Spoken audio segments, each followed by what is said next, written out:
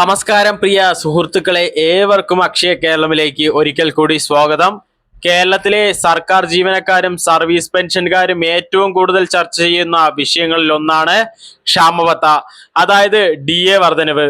അതോടൊപ്പം ഓണക്കാലത്ത് ശമ്പളം നേരത്തെ ലഭിക്കുമോ, പെൻഷൻ വിതരണം എപ്പോൾ ആരംഭിക്കും, സാമ്പത്തിക സാഹചര്യം ഈ തീരുമാനങ്ങളെ എങ്ങനെ ബാധിക്കും തുടങ്ങിയ നിരവധി ചോദ്യങ്ങളും ഉയരുന്നുണ്ട്.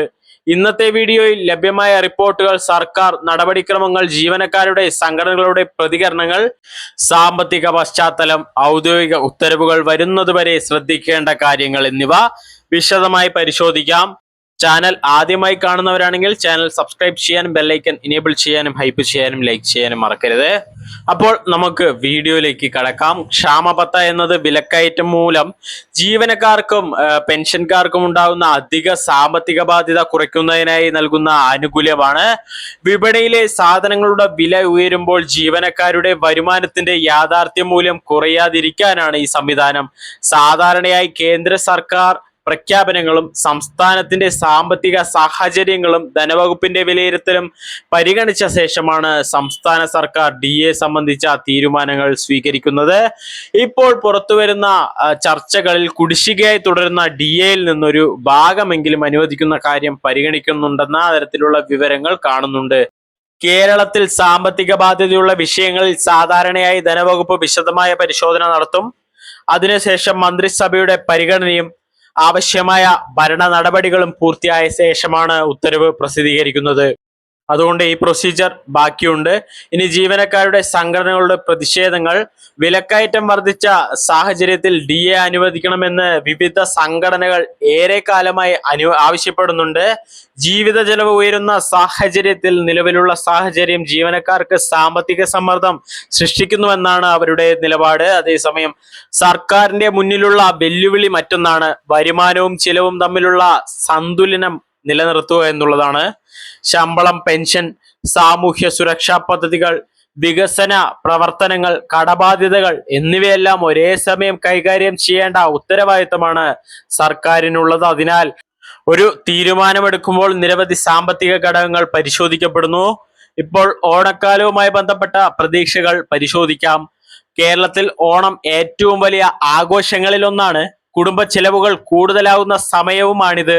വസ്ത്രങ്ങൾ വാങ്ങുക, വീട്ടുപകരണങ്ങൾ വാങ്ങുക, ഭക്ഷ്യസാധനങ്ങൾ ശേഖരിക്കുക, യാത്രകൾ നടത്തുക, കുട്ടികളുടെ ആവശ്യങ്ങൾ നിറവേറ്റുക തുടങ്ങിയ നിരവധി ചിലവുകൾ ഈ കാലയളവിൽ വർദ്ധിക്കാറുണ്ട്. അതുകൊണ്ട് തന്നെ എല്ലാ വർഷവും സർക്കാർ ജീവനക്കാർക്കും പെൻഷൻകാർക്കും ശമ്പളവും പെൻഷനും നേരത്തെ ലഭിക്കുമെന്ന ചർച്ച ഉയരാറുണ്ട്.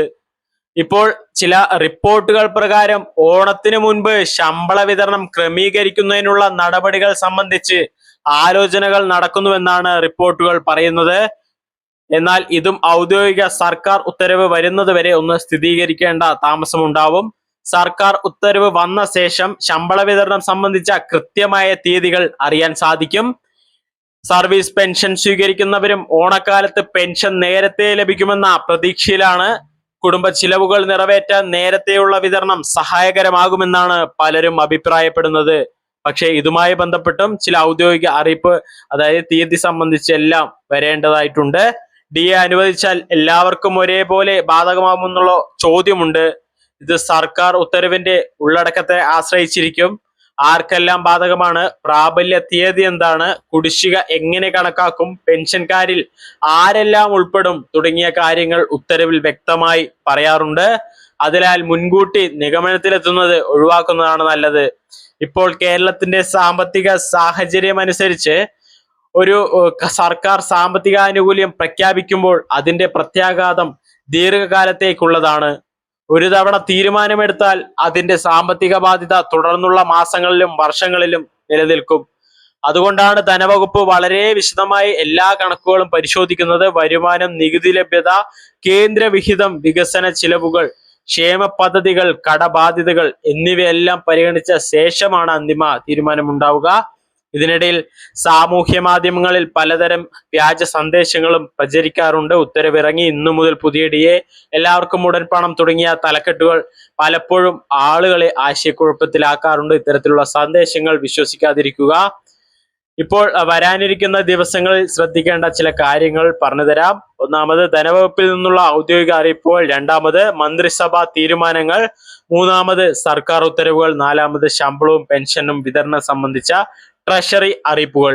ഈ 4 ഘടകങ്ങളിലൂടെയാണ് സാധാരണ വ്യക്തത ലഭിക്കുന്നത്. അതുവരെ അഭ്യൂഹങ്ങളെ ആശ്രയിച്ച് സാമ്പത്തിക തീരുമാനങ്ങൾ എടുക്കാതിരിക്കുക. ഓണക്കാല ചിലവുകൾ മുൻകൂട്ടി ആസൂത്രണം ചെയ്യുന്നത് നല്ലതാണ്.